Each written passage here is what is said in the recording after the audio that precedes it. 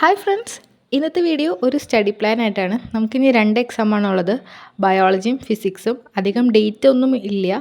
Biology exam കഴിഞ്ഞ ഒരു ദിവസത്തിൻ്റെ ഗ്യാപ്പിലാണ് ഫിസിക്സ് എക്സാം. അപ്പോൾ നമ്മുടെ മുമ്പിൽ ഇനി ആകെ 5 ദിവസമേ ഉള്ളൂ. അപ്പോൾ ഈ 5 ദിവസം എഫക്റ്റീവായിട്ട് യൂസ് ചെയ്യുന്ന ഒരു സ്റ്റഡി പ്ലാനാണ് ഞാൻ പറയുന്നത്. ഇതൊരു ചെറിയ സ്റ്റഡി പ്ലാനാണ്. അതായത് നാളെയും ഇന്ന് വൈകുന്നേരം ഫുള്ളായിട്ട് ഫിസിക്സ് പഠിക്കുക. ഒരു മാക്സിമം ഒരു 10 ചാപ്റ്റർ തീർക്കാൻ നോക്കുക. അതിനുശേഷം 17-ാം തീയതി നമ്മൾ ബയോളജി സ്റ്റാർട്ട് ചെയ്യും.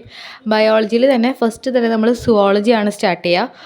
സുവോളജിയിൽ 17-ാം തീയതി കാലത്ത് തുടങ്ങി കഴിഞ്ഞാൽ വൈകുന്നേരം ആകുമ്പോഴേക്കും നമുക്കൊരു 10 ചാപ്റ്റർ തീർക്കാൻ പറ്റും. പറ്റിയില്ലെങ്കിലും പേടിക്കേണ്ട, ആരും ടെൻഷൻ അടിക്കേണ്ട. കാരണം നമുക്ക് പിറ്റേ ദിവസം ബോട്ടണി പഠിക്കുന്നതിൻ്റെ ഒപ്പം ആ 10 ചാപ്റ്റർ ബാക്ക്ലോഗ് തീർക്കാൻ വേണ്ടി പറ്റും.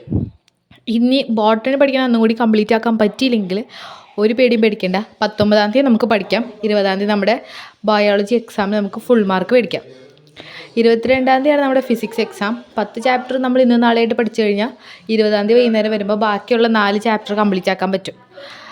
നമുക്ക് എങ്ങനെ പഠിച്ചാലും ഫിസിക്സിനും ബയോളജിക്കും ഫുൾ മാർക്ക് മേടിക്കാൻ പറ്റും.